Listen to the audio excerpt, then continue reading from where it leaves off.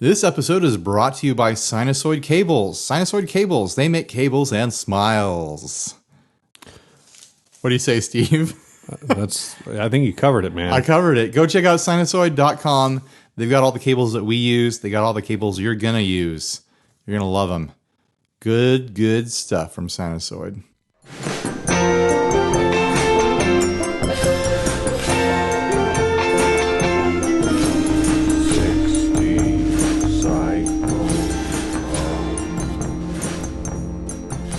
Hey, this is Ryan. And this is Steve, and you're listening to 60 Cycle Hum, the guitar buying, selling, trading, modding, fixing, breaking, reviewing, playing podcast. Nice delivery, Steve. Thank you. That's my catchphrase tonight. Just nice delivery. Good job. I'm being real affirmative.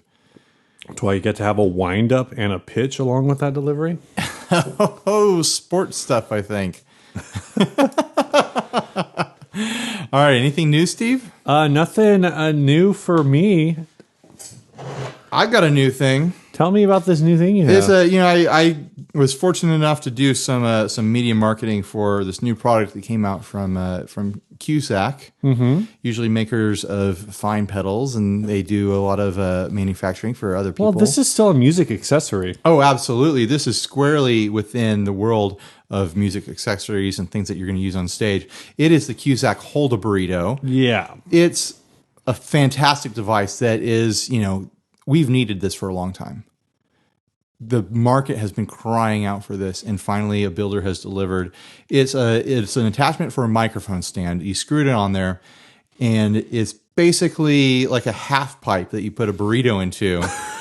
And it's made so that you can, finally eat burritos while you're on stage, whether you're playing or practicing or, just hanging around the house. You can use a mic stand to deliver that sweet burrito to your mouth and get it straight down your throat into your belly where it belongs. It's very attractive. This beautiful 3D printed red here I've been using it a lot. Do you know, are they all going to be red or? No, they're going to come in. They're going to come in all the colors featured on the Mexican flag. Okay, red, so red, green, white, and green. Yeah. Also, it covers Italy too. If you eat a burrito in Italy. Right. What about like brown? Because the Mexican flag has that eagle on it. No, none of the eagle parts. Just like the the core colors. The fields. Yeah. The few people who have seen this outside of us have commented like, "Oh, maybe it should have like a little thing that pushes the burrito through it." So like as to progress the bites. I've used this thing a bunch, and I've actually found that when you take a bite, like the action of you pulling the burrito through. Like it's slick enough inside the half pipe that the burrito just slides right through with each bite, and it just progresses just a little bit each time. You just pull it forward with your mouth. Yeah, it's like there's no need to mechanize this thing and add extra parts that are just going to break. There's simplicity in the design. I was actually thinking that, so the one that you're holding has holes in it. Yes. And I imagine that's to let the juices flow through. Well, this is the purpose of the holes, in my mind anyways. I don't have any direct information on this, but in my mind, you know how like you get a burrito and if it's wrapped up for too long, like the tortilla gets soggy. Right. This keeps it from getting soggy. Kind of lets some air out, lets the steam escape. Once you got the burrito in the holder, you're going to eat this thing quickly. You don't need to worry about it getting cold. You don't need to retain heat. Right. Well, so what I was thinking is what it actually needs is a closed off end on one side.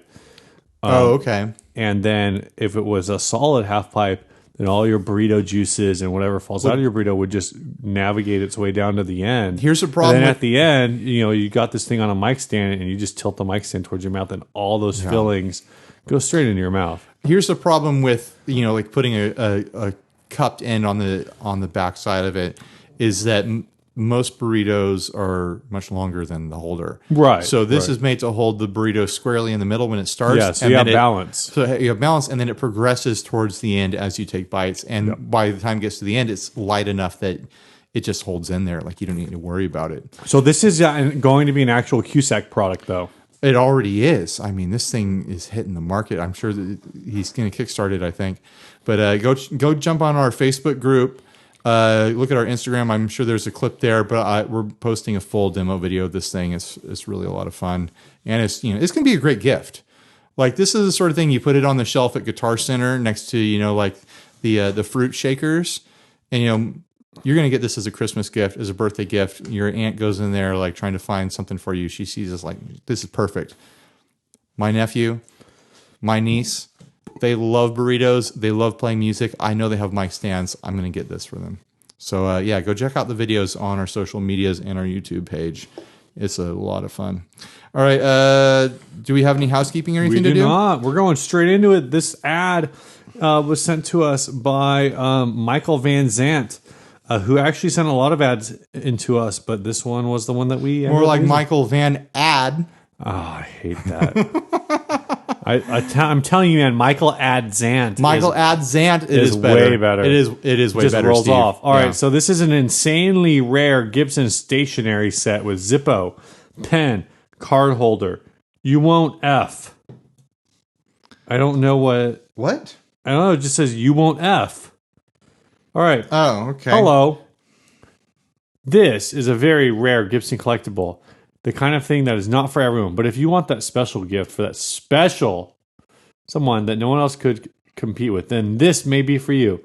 I've had this in my collection for a few years, and I was told that this was only available to employees of Gibson back in the 1990s. It is new in the box and includes Gibson stationery, a business card holder, a sealed Zippo lighter, a Gibson pin.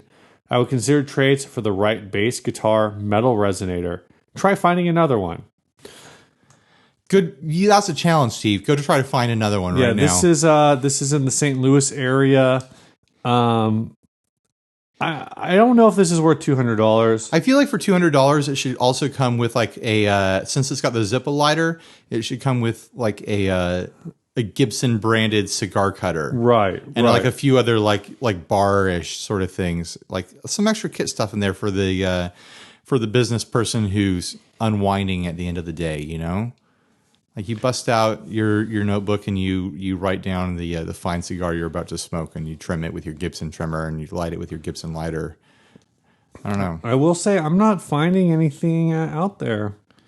So I don't know if this falls into the category of so rare. It's whoa. You find one? This is something else. This is a Gibson lighter. It's just a Zippo. Made out of rosewood. Somebody's asking $800 for this. No. For a... If it's made out of wood, it's going to catch on fire.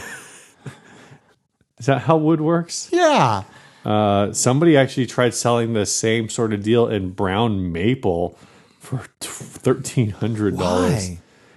So yeah, I'm not seeing any of these things on eBay. Yeah, the stationery kit, I really doubt it's worth $200. This just seems like, oh, they got a bunch of these made for the Christmas party, and they hand them out to employees, and then like that's it. Like most people probably wrote in them, right? And then threw them in the bottom of their drawer at their desk. Yeah, this is a tough thing to sell. If you find like a Gibson, I mean, it's just a notebook and a Zippo lighter with a print on it and a pen. What is the other square thing? Is that just business cards? I think that's a business card holder. Oh, okay. Yeah, I don't know. This is so niche. I just don't see a value in it for $200. Like, you could go to Staples and get most of this stuff for like $15 or something. Right, like that. but then it wouldn't have the Gibson stuff on it. Just get some stickers, man. I don't know. As far as like Gibson collectibles go. The collectible part of Gibson is the guitars. You know what, dude? This is the perfect gift for that dad in your life who's still writing letters. A letter writing dad? Yeah. Well, here's what I'll you know what? Steve. You know what your dad could use this for? Maybe he wants to write down the mileage in his car. And he loves Gibson guitars. And he loves lighting things on fire. And holding business cards. You never know when you're going to need to light something on fire. I think the right market for this is someone whose name is Gibson. Like Mel Gibson. This would be a good gift for Mel Gibson. He's a dad. He's a dad. I think. He probably likes guitars. And if he doesn't, it still has his name on it. It says USA, though, and he's Australian. Yeah. Highly offensive, Ryan. Yeah. What would you write in that notebook, Steve, if you owned this? You got to keep a list of all of the serial numbers for all of your gear. That is a good notebook for serial numbers. Good call. Damn, I didn't have an answer for me. I thought you were going to stumble on that, but you were quick on the draw. Killing it. Yeah. Shoot. Yeah, maybe I'd keep like a physical copy of my gear budget in there or something, like my buys and sells. And every time I get a good sell, Songwriting? I light something and I smoke it. How about songwriting? I don't write songs with words. What, I'm going to write down tab for You're just going to write down a bunch of chords. surf rock songs? Yeah, exactly. Every song would just be me writing down pentatonic scale. Let's try A minor this time. Oh my gosh. Do something really high pitched and brittle. There you go. You just wrote a song. All right. Let's hit this topic. This was sent to us by Paul Pennington. He wants to know, it's Paul Pennington, right? Yeah. He wants to know what our favorite $50 pedal is. Mine is the Boss TU2. That's a great $50 pedal. Mine is still working, and it's like 15 years old now. I'm trying to think about this, thinking about what my current rig is. I think my favorite current $50 pedal was, I think I paid $50 for my Matthews Effects Aviator, which was the boost they did. Uh-huh. That was like a kit boost, so it's probably like more expensive if like I think the one that I bought just happened to be one that he had left. Yeah. So it might be more expensive if you try to hunt it down. And then I've actually seen them on Reverb for less, like people who bought the kit and built it. Yeah. And then sold it. But that thing is a lot of fun. Other than that, I'm trying to think of what I have that costs less than $50 that's actually something that you can find on the market. Do you have any Dan Electro pedals anymore? I don't think I do. The Dan Electro PB&J you can definitely get under $50, and those are a ton of fun. Yeah, those are great pedals. I think I technically own one, but I don't know where it is. Well, I don't have it. Are you sure? Yeah, I gotta say right off the bat, obviously my DoD 250. Oh yeah, you can get those under $50. I paid $35 for that thing, but yeah, you can get the newer ones for $50 all day long. I mean, there's a bunch of $50 pedals out there that are great. I mean, that whole new TC line. There's some winners in that thing. Oh yeah, those are all $50. I just did that mod on the Prophet delay. Right. So what do you know? Do you know what you bypassed? Well, there's 6 little poles on the switch. I basically am jumping 2 of the poles to get the effect. Hold on, there's 6 little poles on the stomp. On the there's a time switch, like a subdivision switch. Oh, okay. So I'm jumping 2 positions on that, and I'm assuming one of them is a ground because I get a similar effect when I would ground one of the poles. Yeah. So what happens is I attached it to a momentary switch provided by Leon from Pelican Noiseworks, and it, from what I can tell, it doubles the speed of the delay momentarily. Interesting. Which gives you all kinds of fun glitchy sound effects. It's a lot of fun. I'm really glad I did that mod. Right. I in my mind it was like just bypassing maybe the repeats knob, which would just, if this pedal self-oscillates, it would be like instant self-oscillation. Right. Self-oscillation. But it actually would make more sense that what you're describing, I would imagine, without actually seeing the pedal, that those subdivisions are probably controlled by some set of, resistors or whatever that change the input or output level or whatever.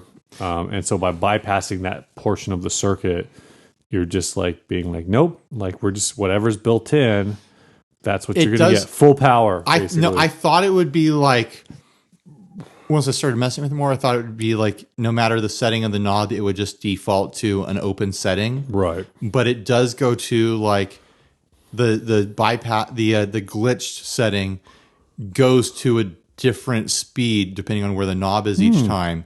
So something about the knob is still controlling some resistance against it. Yeah, it looks like these guitars or these pedals are actually $60 at Guitar Center. Are those $60 pedals now? Yeah. When they came out with this line, they're like, oh, they're all $50. But there's a couple of them that are $60 pedals. The Echo Brain is also $60. I get that an analog delay would be a little bit more, but a digital delay? Come on. Delays are just anyway. I think if they make those couple pedals $60, they need to make the boost $20. Right. That's not a $50 boost, in my opinion. It's a good boost. It works as a boost, but the fact that it's so huge when there's so many little boosts out there. And that's the other, great $50 pedals is all those little $50 boosts out there, and cheaper too. I mean, the AHX is the linear power booster. It's like 40, I think. Yeah. I found out the other day that was their first pedal ever. Really? Yeah, that was their first jump into the market is the linear power booster. I didn't know that. And then they went from there. I always thought it was like the little muff box. Yeah, me too. You learn something new about electroharmonics every day. Yeah. Let's move on, huh? I think we slam dunked that topic. How do you feel about it, Steve? Feels like I just threw the winning pass. That's a good sports analogy. I feel like I got a hole in one. Yeah.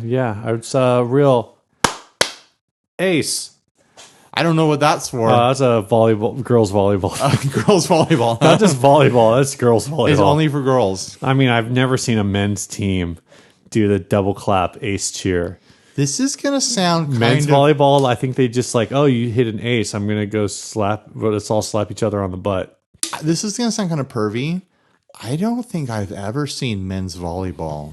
You've never seen men's team volleyball? You've definitely seen men's beach volleyball. I watched the Olympics. I don't remember ever seeing men's volleyball. Not even men's beach?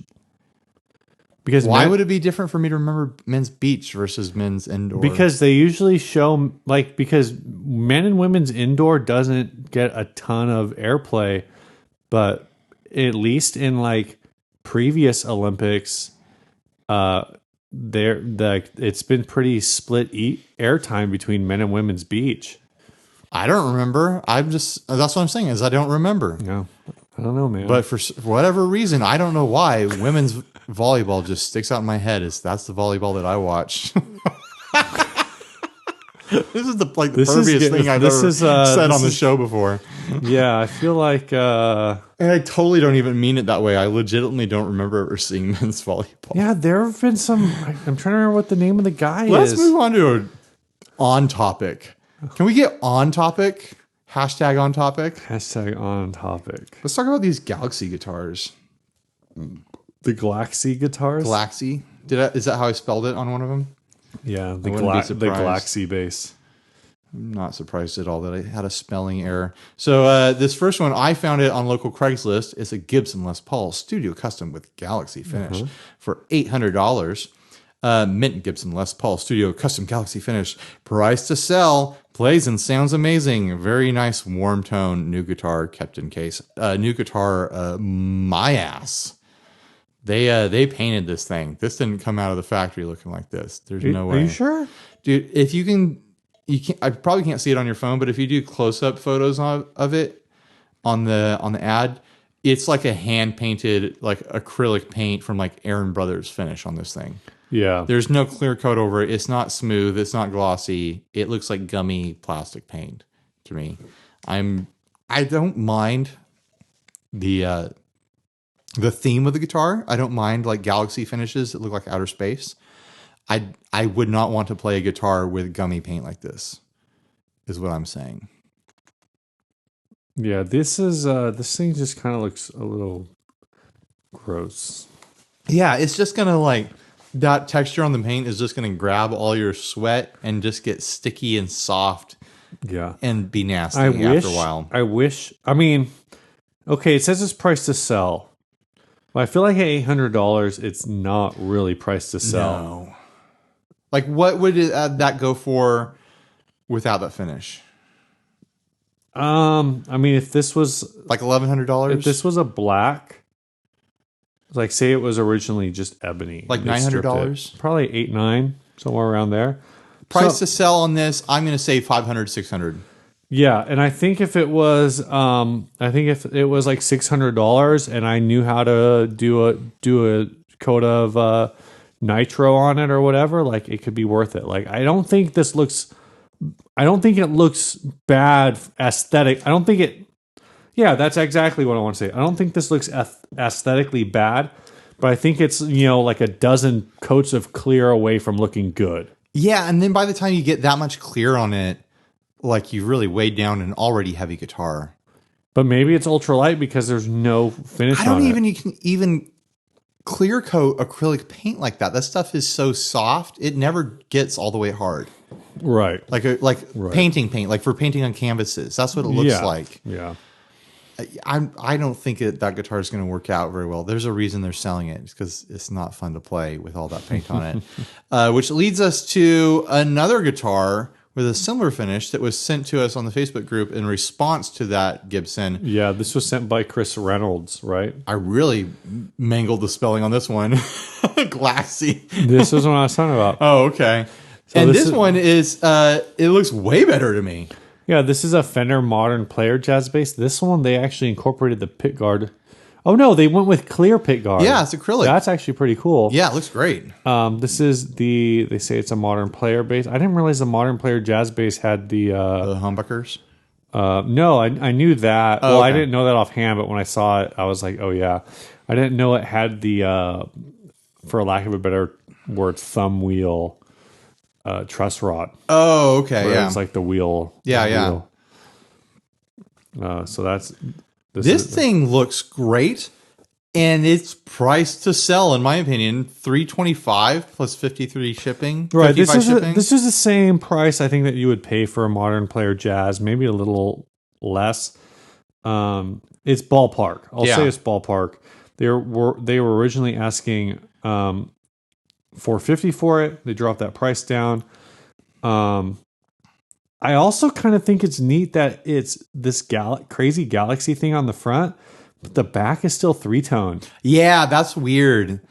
I kind of dig it. It's kind of neat. It's kind of neat in a weird, like, charming ghetto sort of way. Here's my question, Steve. I'm not even going to acknowledge the Gibson version, but say we'll both answer this question. Say we both got this bass. Somehow there were two of them, and we both got one. Which decal of a classic sci-fi starship would you put on there? Enterprise from the original series. Original series Enterprise. I feel like I'm really leaning towards Star Trek animated series decal on there. I always liked the look of that ship. That probably works better since this is painted. It's kind of cartoony. The one, if you could get a cartoony version of it, actually, I think what would really be cool is the Winnebago from Spaceballs. Yeah, that'd be awesome. Or the Satellite of Love from Mystery Science Theater. Yeah, that could be doing something a little like, I don't know. This does look really good though. I feel like those are kind of like corny. You could add personal touches to this really easy, and you can do it over that acrylic guard. Yeah, that'd be perfect. It'd be really perfect. Like down on the lower horn, get it like silhouetted against that bright galaxy. This one looks charming, and it's not even. It's a little bit cartoony when you zoom in, like the stars are kind of big. It's not like a photorealistic galaxy scene, but something about that makes it work. Yeah, it just looks definitely cool. It looks cool. It's a good take. And I mean, the Modern Player Jazz Bass is solid. I think. No, this looks like it has a normal and the price is right. I mean, if you're going to get a novelty guitar, that's a good price. Yeah. Yeah, I like it. Yeah, me too. Another fun thing to throw in there would be the whale from Hitchhiker's Guide. I just have the whale appear in space, right? Contemplating his existence. All right, let's move on. We're going quick. We're gonna have a short episode here. All right, next topic. Also from Paul Pennington. Yeah, it's a double Paul night. Doubling up on the Pennington. Glad you're not dead, Paul Pennington. Glad you're alive and sending us topics. That's a little inside joke there about his podcast. I don't get it. So he wants to know what rigs we would buy for each other. Like if I was to buy a rig for you, what would it look like? And if you were to buy a rig for me, what would it look like? This is a really interesting topic to me, actually. Do we want to do full rig, or is this just pedal boards? I was thinking it would be a full rig. Full rig, guitar, amp, and pedal boards. Yeah. Okay. So let's go section by section. Okay. So you want to go guitar first or amp first? Let's start with guitar. All right. I mean, I think for you, I would just go, I don't know, classic and maybe a little boring, but Fender Stratocaster, man. All right. How do you feel about a V-neck? You know, You ever used that V? I've never owned a V. I've played some Vs that have they're like a really dramatic V, and I don't think I liked it. But then more subtle Vs, so I was like, oh, I can get into this. I was thinking like a 50s style with like some kind of soft V-neck. Yeah. I'd have fun with that. Classic low output Stratocaster pickup. I don't know. That's a safe buy, but it's a practical buy. And It is. I'm thinking of from like a very like on the one hand, like I'm thinking from an aesthetic standpoint. On the other hand, I guess if I'm really thinking from an aesthetic standpoint, I might lean a lot harder onto something like a DePinto Galaxy 4. Right. You know, it depends on like, do you want like the it's one of those things where it's like in my head, I'm like, okay, I'm thinking about surf guitars. So I'm automatically thinking Strat, even though you also see like Jags and Jazz Masters kind of in that territory too. But then if you start like moving, I guess, even in the time period, you think more about like the Maserite stuff. And then moving forward, like when I think of DePinto, I guess I think of bands like the Phenomenauts, like that kind of look. Yeah. Like just like the more modern surfy bands that surf whatever, I guess surf rock or like, I don't know what you'd call it, but I don't know if you would call it something else. No, that's surf rock. It's like a newer wave of surf rock. Yeah. I'd love a DePinto, and I'd take a Strat for sure. And I like your description of the Strat with the V-neck and the pickups as well. Now my question is, am I building a bass rig for you, or am I building a guitar rig? Let's just say we'll say guitar. I think that's a little more universal, maybe. Okay, all right. What guitar am I going to get for Steve? Also, like if I'm like, oh, what bass amp would you get? Like that gets. I feel like that's. Yeah, I'll have no idea. Exactly. I will have no idea. I don't even know what bass amp I want. Yeah. Because I don't need one. You know what bass amp I want right now? What do you want right now? That EHX Battalion. Oh, the pedal? I keep wanting to call it the Battle Lion. That would be kind of a better name. The Battle Lion. Battle Lion. Well, okay, let me go through this. So you like guitars that have a hard tail to them. You like bridge humbuckers. I mean, I'm not married to anything in the bridge position. I will say the last time I played guitar, we talked about me playing the Wongs last week. So I pulled my Telecaster out for that, which I've not played in a super long time. The red Telecaster? The red one. Yeah. That is still, and I'm not saying this to like help you out. Like I'm just saying like of various guitars I have, like that's still like my number one guitar. Even with all of the guitars I played, like I've picked up. Yeah. Like, because I was telling you, like, I played the Godin like a few weeks ago, and I was like, I really want this guitar to work. The Telecaster is that guitar that I pull out, and it just everything. It's like it's muscle memory. That guitar's muscle memory. That's a Steve guitar. Yeah, that's my muscle memory. Signature guitar right there. It is. It's the Ron Childress built. Yeah, signature guitar. And this is tough, Steve. I don't know what guitar to get for you. But this is a short show already, so we got time to fill. It's obviously it's a Elliott Tone Master for me. Cower Banshee. I could kind of see you playing one of those like funky double cut Telecasters. I think that would be a good look for you with some kind of humbucker in the bridge. And I think you would really enjoy having a P90 in the neck. I do enjoy P90s in the neck. I had that Squire Deluxe for a while that was dual P90s. But here's the hard part, Steve. Okay. Color. What color do I get for Steve? We already know that you really like that red guitar, but I've never heard you like wax poetic about which colors you don't. Really like. I only wax poetic about one color scheme. And what's that? Sunburst. You like Sunburst? I'm a sunburst. Like that's my jazz bass was Sunburst. Well, here's my Strat is Sunburst. I'm going to mix it up a little bit. I'm saying double cut Telly for Steve, DiMarzio double white humbucker in the bridge, cream P90 in the neck, dog ear. Ooh. I'm building this thing for you, and not Sunburst, but matte tobacco burst. Matte tobacco burst. And a maple neck. Interesting. That's what I'm building for you, Steve. Okay. I think you're really going to like this guitar that's in my imagination. No, tobacco burst is a little darker than sunburst. Yeah, it's a little bit darker. It doesn't quite. A little bit more desaturated. It's more of a red in the middle than a yellow. Yeah. I think it's going to be a good look for you. This guitar that will never exist. All right.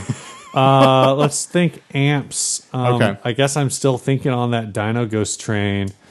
Are you still using the acoustic? I am.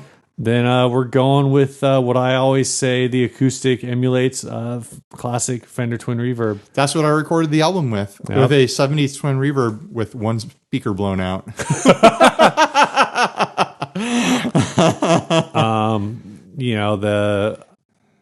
That whenever I had that acoustic, when I was like, oh yeah, it's solid state, but it's warm. You turn it up, it gets warm, and you can turn that reverb all the way up. And it's real lush. This is going to be, for me getting an amp for you, this is going to be more sideways than that. Like the Twin Reverb is pretty obvious for me. Mm-hmm. I think you would really enjoy a Fender Excelsior. I've never used one of those. I really wanted to. They're kind of dark, but kind of a little dirty, and they get loud enough for like your purposes. I have a big 15-inch speaker in there, so they can handle like kind of a lot of frequency stuff. I think you'd have a lot of fun with an Excelsior. And I think it'd go well with that Telecaster that I invented in my head. I think it would take pedals in a way that you would find it interesting well too, because it's a little bit dirty, a little bit compressed, and it's going to get hit by those drives and stacked delays and stuff in a fun way. Well, all right. So here's, I guess, where it gets interesting. How do we want to do pedals? Yeah, are we doing unlimited amounts of pedals here, or are we just kind of starting a board with some basics? I feel like there has to be some kind of limitation. Let's call it a 5-pedal board. 5 pedals. No tuner. 5 pedals, no tuner. Okay, I'm thinking about this. Cost there's no limitation on cost. I picked that at Excelsior because I think you'll like it, not because I think it's budget. Not because you think I can afford it. That would actually be a fun amp to get to do demos. I know. I should. There was a stretch where you could get them for under $200. Yeah. They all went back up. I think that time is long gone. Yeah. Should have Maybe grabbed not. one. I haven't heard people talking about them for a while, so maybe the prices come back down. I don't know. All right, man. Pedals is tricky. 5 pedals, I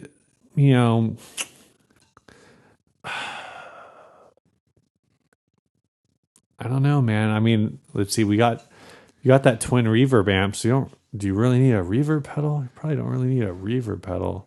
I'm not going to give you any guidance on this, Steve. I want to know what your heart's desire I'm going to for my say pedal board is. Friday Club ED450B. Okay.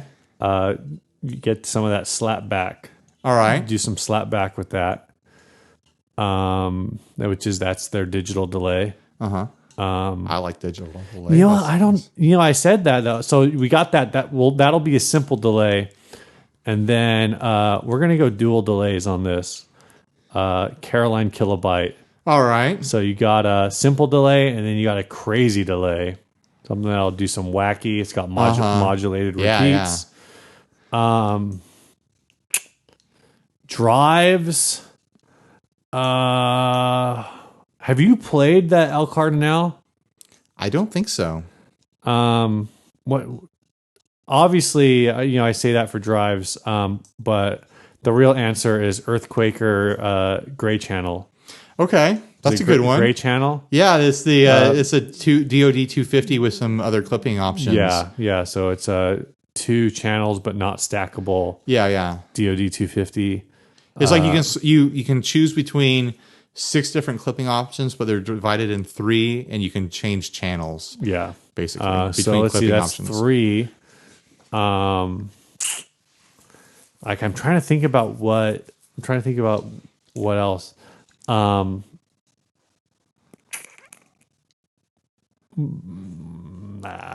can do it, Steve. I believe in you. Man, you just put out that 3 harmonic tremolos video. And so I got to put one of those on there. So you had the Chase Bliss Gravitas. Had the Monument. You had the Walrus Audio Monument. And the Nightwire. The Earthquaker Devices Nightwire. I'm going to go with the Gravitas. Not because I necessarily think it's better than the other two, but because I was in the video. You want me to remember you, huh? Something to remember you by. Yeah. And then we got to go with something fuzzy. I'm going to get maybe a little weird, a little off the wall, but I'm going to go with the Big Ear NYC Shaka or Chaka. Interesting. Which isn't that like that double-sided? It's the double-sided, and the reason that I'm going with that one is because my understanding is that I have that Mad Bean Fox that Tone thing's Machine wild. clone, and from the conversations I've had with Grant, it sounds like the Chaka would be right in that same vein. I think you get a lot of use out of an octave fuzz. Yeah, I've where never you had can a turn true the octave when fuzz. you can especially I think on the Chaka the octave is switchable. Nice. I'm doing this off the top of my head, but yeah. Yeah, that sounds good. And then for cables, I get you Hosa pancake plugs for all your cables. Oh, we're doing cables too. I'm doing I that. just threw that out there. I'm doing that like Obama happy frown where I'm like nodding my head and my eyebrows are up. I'm like, yeah, you know what I mean? Oh yeah, I know. Like that. That like it looks like a frown, but you can tell it's not a frown. Like right. I'm thinking about that. Thinking about that. It's Yeah, really interesting. All right, so for your pedal board, I thought it was interesting that you started with the time section with the delay. So I'll do that too. Well, that's the pedal world that I think about. You the start most, with the delays. Yeah, that's why I'll start with that for you. I think I'd get you an avalanche run because I know you like delays that kind of get crazy and get away from you and do these long crazy runs. Yeah, that's a good one. Another Earthquaker Devices one. We keep going to those guys. And then other time things, probably some kind of like octave reverb. Maybe that Alexander thing that just came out. The Sky-Fi? Sky-Fi. Yeah, get you the Alexander that thing Sky-Fi. Cool. Yeah, I bet you'd like that. I'd get you the Electro-Harmonix Pitchfork, so you can say whether or not you like it better or worse than the Pog. Oh my gosh! I got to tell you something out when we're done. Yeah. Okay. And I need to get you some kind of drive that gets relatively aggressive. Interesting. What would I get you? A drive that gets kind of aggressive. I'd get you a blues driver. Okay. A simple classic. Interesting. Yeah, cool. Boss blues driver. I think you would. I think that would fit the bill for you just fine. And then maybe some kind of light drive boosty sort of deal. I'll get you a 250, a DoD 250. All right. It was that 5? That was 5. Well, there you go. The 250, the blues driver, the Pitchfork, Avalanche Run, and what was the reverb? Oh, the Sky-Fi. The Sky-Fi. Yeah. Cool. Well, that was fun. That was fun. That was a neat little game. So the thing I was going to tell you is, so the EHX Canyon apparently has like a lot of traction right now. So again, like after I played guitar recently at church, which was the first time for a really long time, one of the guys in the church came up to me and he's from what I've heard, he's actually a really good guitar player. He just, I don't know why, but like I guess he just doesn't have time or something to play on Sundays. But I not just from him talking about playing, but like I've other people who have played with him have been like, yeah, he's legit. Like, cool. He's just busy or whatever. But and this guy's been talking to me about either playing bass or guitar in a project he's trying to put together. Mm-hmm. And I'm always like, well, it depends on what your goals are. Like if you just want to like do like a few different events, like 4 or 5 events a year, like I'm down maybe. If you want to do something where I'm going to have to like practice on a weekly basis, I don't have time for that. But anyway, he comes up and he's like, oh, like there were some weird sounds this morning. Like, and he's looking at my board. He's like, can you walk me through your board? I was like, sure. And he's like, yeah, I just got the EHX Canyon. That pedal is super cool. It is pretty cool. And I guess he got it because he was looking for like a shimmer, like something that does the shimmer. And he was asking me about it because he was like, yeah, I was hearing something that was just like a really like high thing. And I would, on one or two of the songs, I was using the micropog a bunch. And when I use the micropog, I use about, I guess about 10, 30, 11 on the sub octave and about 1 or 2 o'clock on the high octave. So it's definitely like a very like, it's very much like that shimmer tone. Yeah. You know, it's very much like, and I do have a shimmer setting on the Golden Summer, also from Alexander Pedals. And that's a great pedal too. And I was using that. I actually had the shimmer turned down because it was, I don't know, it just wasn't really working for me. Sure. No, you know, I say that, but I turned it back up because I was running that reverb on the mod setting. Instead of the shimmer setting, I was letting the shimmer kind of be done by the pog. Yeah. But it's interesting because you're like, oh yeah, I was hearing this thing. I was like, did it sound kind of like a funky pipe organ? And he was like, yeah. I was like, that's the micro pog. And so he started talking about how he wanted a shimmer, but he wanted to do different things. So he got the Canyon, but I think he said he also has a pitchfork.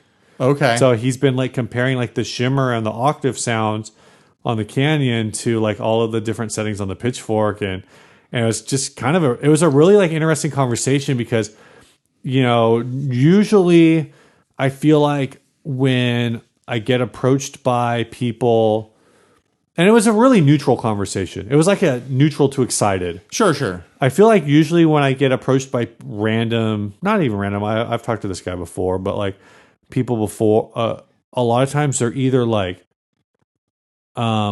just completely lost. Sure. Like this is the first time I've ever had somebody be like, oh, can you walk me through your pedal board? Yeah. Like I want to know what everything on your board is and what it does.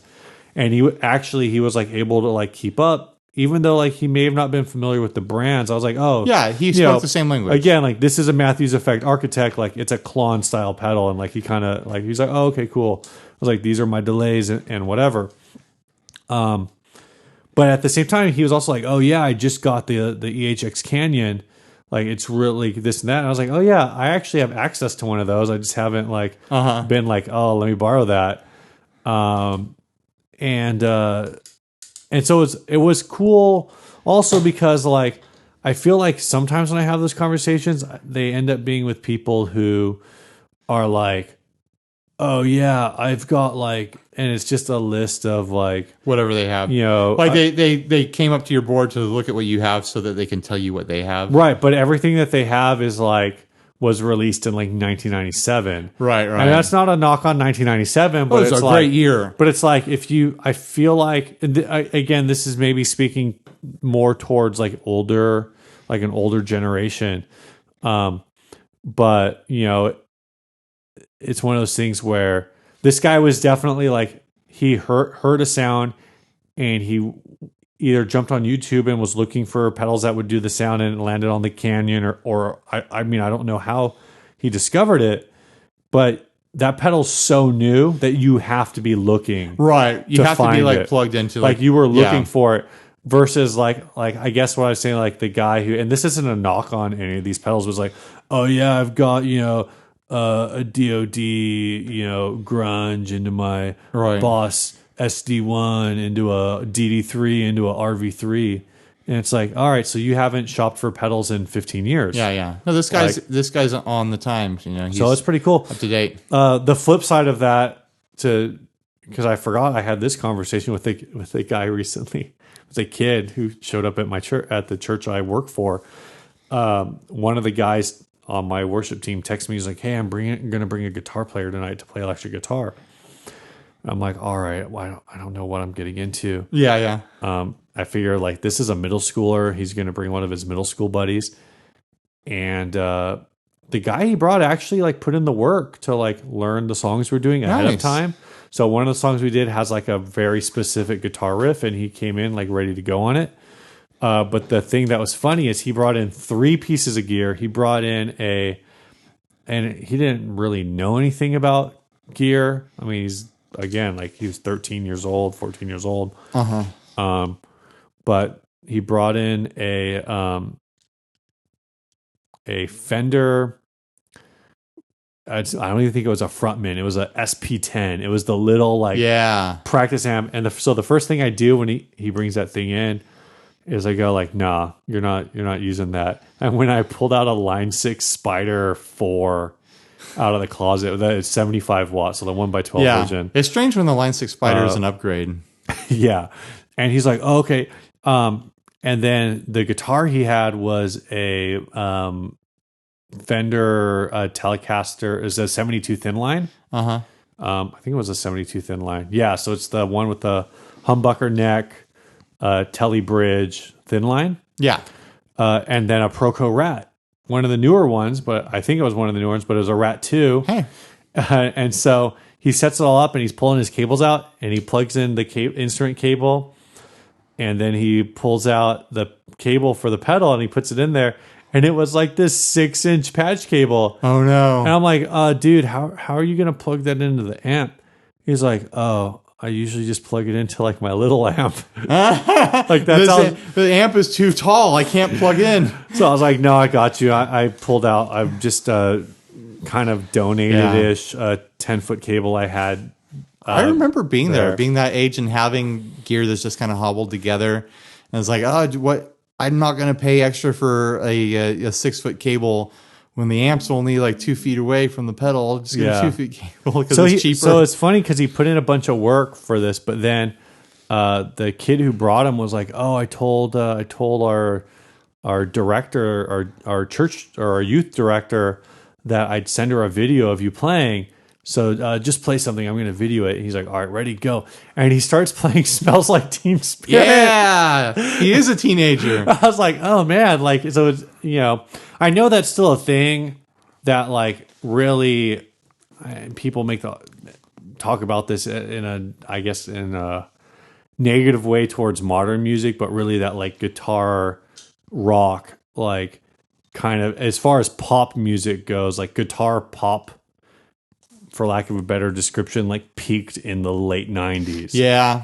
Where you had like this wave of like Nirvana and kind of these grunge acts that created. You had some stuff like, like all the like the Strokes and that sort of thing. Right, but I'm saying like that kind of started off this like wave of like early 90s, like the grunge scene where it was like these very playable songs.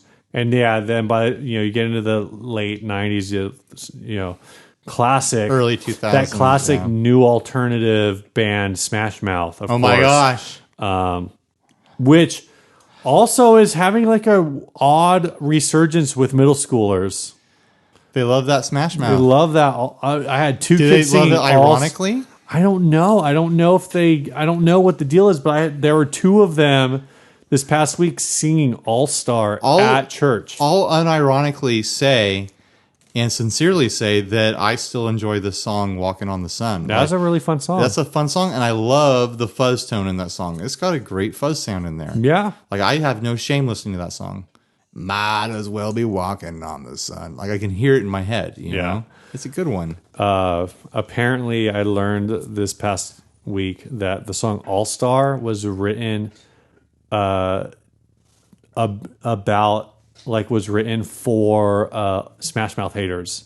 Really? Like, basically, like, some people had, like, written into the band, like, hey, guys, like, I really like your music, but, like, my friends and, like, my brother, like, make fun of me all the time for liking you guys. And so they wrote All-Star to be like, hey, like, you're cool. Like, it's cool. It's okay to like us. Like, we think you're cool, even if everyone else thinks you're a loser. Hey, it doesn't matter that everyone else thinks you're cool, because Smash Mouth thinks you're cool, and there's nothing cooler than that. Yeah. So basically, like, it's kind of this weird story. Yeah.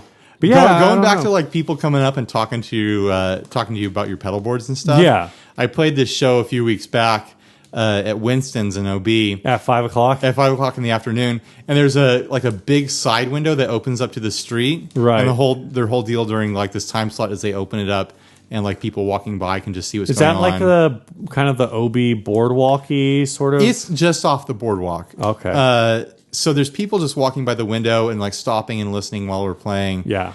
And Oh, I was doing the sound check and I was running through some of my settings on like my reverb and stuff like that. And this guy comes in and he's like, "Oh, how did you get that reverb sound?" Like, "Oh, what were you doing there?" I was like running them through my pedals and the amp and stuff. Yeah. And I'm like, "Oh, cool. This guy's going to hang out and like watch the show." I was like, "Okay, we're about to start. Like, stick around and watch this. It's going to be fun." Because he was like super like interested about my sound. The dude flat out just walked out and left. Dang. After talking to me for like 10 minutes about my reverb sound. He was like, and it was like right at the point where like he got like just the right amount of information that he wanted. Yeah. And he was just like, "Oh, okay, that's how you do it. All right, see you later." I look at my bassist because he was like seeing the whole thing happen. And I was like, "That guy's going to go buy the pedals I just told him about like right now." And he's like, "Yeah, he's on his way to the guitar store." Oh my gosh. Because he was just so purposeful as he walked out the door. Is there a guitar store in Ocean Beach? No, I don't think so. But there's pawn shops and there's whatever. But the way he walked out and just like ran down the street is like, that guy's getting in his car and going to Guitar Center right now to get this stuff. Let's tackle the last ad. What do you say? Oh yeah, we kind of stalled out a little bit here on. I forgot we off-topic-y stuff. This is a Peavey Odyssey. It was sent to us by Nicholas Fong, and it is an LP Slayer. Did you say Nicholas Fong? What does it say? Nicholas Long. I'm reading it through my pop filter on the microphone. All right. Peavey Odyssey USA with case, LP Slayer, $800 or best offer. This thing looks like a trip. Like we were talking about this earlier. We were getting the show figured out, and neither of us had seen this guitar before. Yeah, so it says, "Get it while you can. These were the best USA Peavey guitars ever made. They were made in the early mid-90s to compete with Les Paul and PRS guitars. It has a carved top and set neck with amazing sculpted neck joint and cool faux binding around the top. Basically a strip of unstained wood that mimics binding.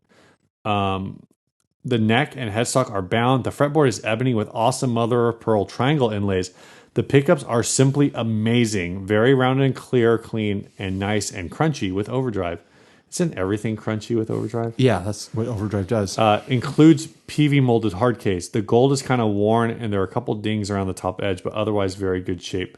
Minimal fret wear, and then there's a link to a video. The gold is definitely like worn down. That's what happens to gold hardware every single time. It oxidizes and gets that look. So this neck joint is like exactly what I was talking about last episode, where I look at this neck joint and you would have to explain to me exactly what's different about this neck joint versus show me the new Gibson. The new Gibson. I tried to like zoom in on it. You can't see it like super close, but I see. You're just zooming in on your phone. Yeah, it's standard neck joint like for that style guitar. Yeah. But not so standard on Les Pauls. So right, this thing, I gotta say, there's something about the upper horn that's a little off to me. I think because it kind of is sitting in this weird no man's land between Telecaster measurements and Les Paul measurements and PRS single cut measurements. Well, what I'm seeing, what's off? I think the top horn is very similar to Telecaster, but what's going on is the way that it goes from the waist of the guitar, the thinner part of the waist, to the bottom bout is a little awkward. Yeah. That being said, this guitar, I really like this finish. Yeah. And I've never even heard of these before. Yeah, I have never seen these before in my entire life. And it looks honestly looks killer, like really good. It's a Telecaster shape with a Les Paul treatment, and you can see a little bit of PRS influence in there. Like this is the missing link between like a Les Paul and like a PRS single cut. Like this exists in the margins somewhere where it's like, oh, you want a Les Paul, but you also don't want a PRS double cut. And you also kind of want a Telecaster. Like this thing is like so crazy. The finish looks great. The headstock looks awesome. Yeah, it's a 3x3. It's got that lightning bolt Peavey, which a lot of people hate, but I love that's the lightning okay. bolt PV, and the way it's implemented on this headstock makes it look classy somehow. I follow this builder on Instagram called Frank Brothers, and this headstock reminds me of their headstock, like very angular, very modern, but like in a really classy, like clean way. I'm a big fan. We don't even have let's make sure we track down a picture of the headstock for the episode description. So the price, $800. I'm not really sure what to make about that. I will say, so I jumped on, and there's not a ton of examples of it. The Peavey like generation stuff, which is what I'm more familiar with, tends to be a little cheaper, I guess, a lot cheaper. But I'm looking right now at the Peavey Cropper Classic, which was their Steve Cropper model. And there are people trying to sell those for over $1,000. What? Those would also be USA made Peaveys. The generations, which is I have a generation, those ones kind of sit in the $400 to $500 range, depending. Some people are trying to get a little bit more for those. But overall, like in fact, you don't even really see them selling a ton, the old USA generations. But though there is one that looks like it, I don't know. I'm not sure how much I can trust these prices. Like I said, people are trying to get $400 to $500 for them for the most part. From a build standpoint, this thing looks like it's really well built. Oh yeah. I mean, you can only get so much off of pictures. The one concern I have, and I say this as of owning a generation, is the generation I have has like a really weird electronics cavity. There's a lot going on in there. So if there are any repairs that it needed. Here's the cavity for an Odyssey. Yeah, there's that looks a lot like the cavity for the generation. And that thing was not really a lot of fun to work on. Is it just the way it's wired? It's just, well, the generation had these, and the generation is a bit different because it's only 2 knobs. So maybe this one would be easier. With 4 knobs? 4 knobs would be easier because you wouldn't have any you wouldn't have to like think about blending and stuff. And if it was volume, tone versus wiring everything up to a volume and a tone knob. I guess I think about it differently than you. Just like with this here, it's more discreet. Of course, this guitar also has a switch on it, which I assume is for coil splitting. But, yeah. There's a lot that we don't know about the Peavey Odyssey because literally we didn't know research. Well, we did a little research, but not a ton. We did enough to find out like that $800 really isn't a crazy price to ask. No, not at all. It seems like maybe it's a little bit on the high end, but it comes with a case and it seems at least ballpark for what people are asking. Well, for you said you found one that went for $700. Yeah. I feel like in that $700 to $800 range, you just pay for the color finish that you find. Exactly. The color finish you want when you find it. If it's $800, if it's $850, if it's $750, like you're like, oh, I found the guitar I want. I just grab it. Yeah. It looks phenomenal. I'd love to get my hands on one at some point just to try it, not to buy it, but to like see what they feel like. I'm a big fan of that headstock. I cannot get over that headstock. I wish that Peavey had done that on more guitars. It's just really classy. Yeah. I usually don't like headstocks that taper, kind of like that, but it doesn't. It tapers a small enough amount that it still looks good to me. I like this. It reminds me of the Epiphone Masterbuilt headstock. Yeah. Or kind of like the Heritage headstock. Though the Heritage headstock I think tapers more. I like it way better than Peavey's normal headstock. Yeah, well, their normal 3x3 headstock is a little, at least their current one's a little wonky. I was thinking more of their 6-in-line. Oh, is a yeah. wonky one. Yeah. We should mention that they came out with another model of Peavey Odyssey. Oh, yeah. That looks like hot garbage. Yeah, this released around 2010. It looks like, I don't know. It's a metal guitar. It's trying to do like this ESP sort of thing. Yeah. Meets BC Rich. Like the headstock. It's gross. It's like split in like a Dean V sort of way, but it's like looks like insect parts. Like it looks like mandibles up there, you know? Yeah. It's This is just a no hot mess. bueno. Yeah, I don't like it at all.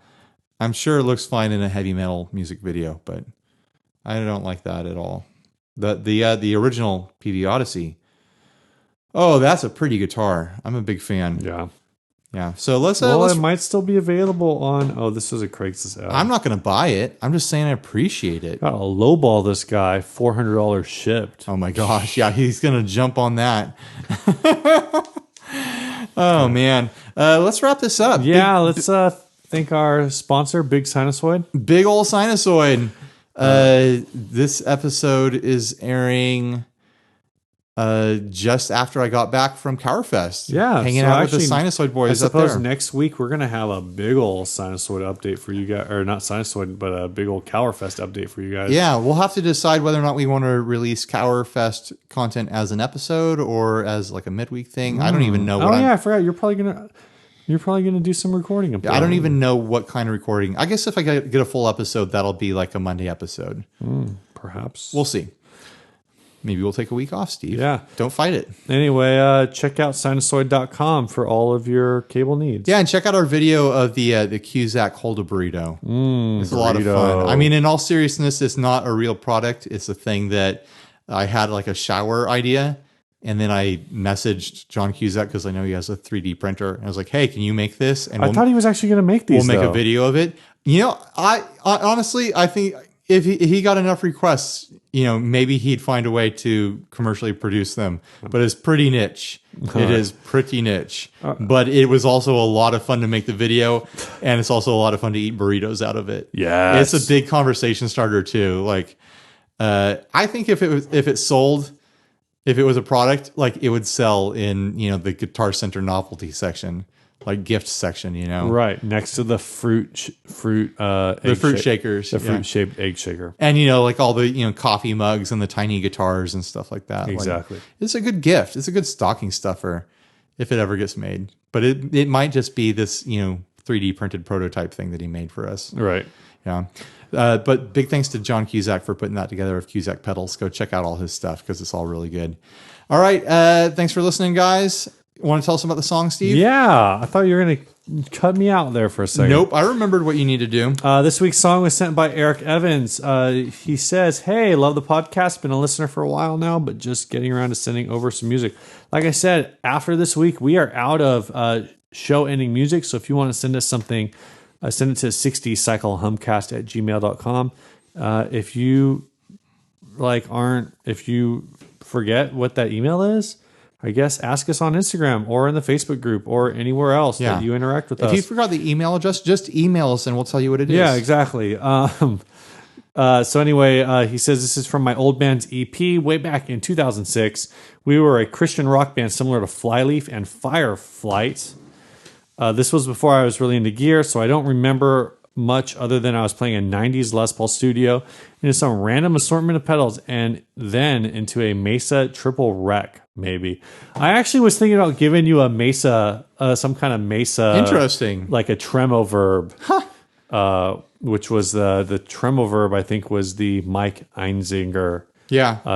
From Incubus. That was the amp that he used. Which was supposed, again, I guess it was supposed to have like a Fender-y reverb section, but like obviously the Mesa high gain capabilities. That'd be fun.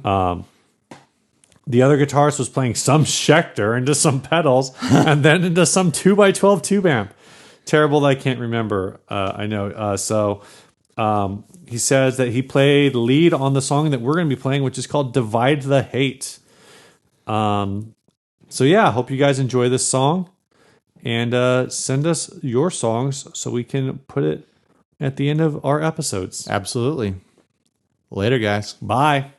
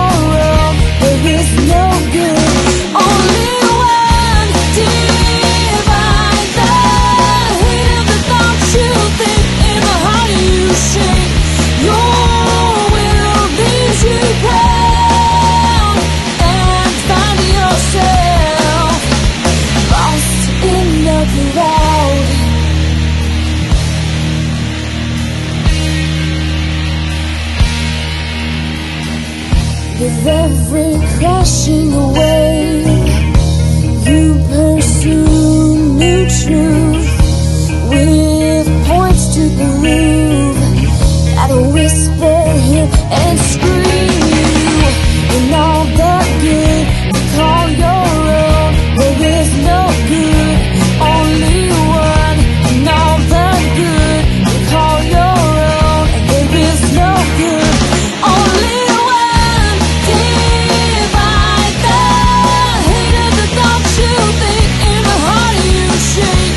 Your will leaves you bound, and find yourself lost in the crowd.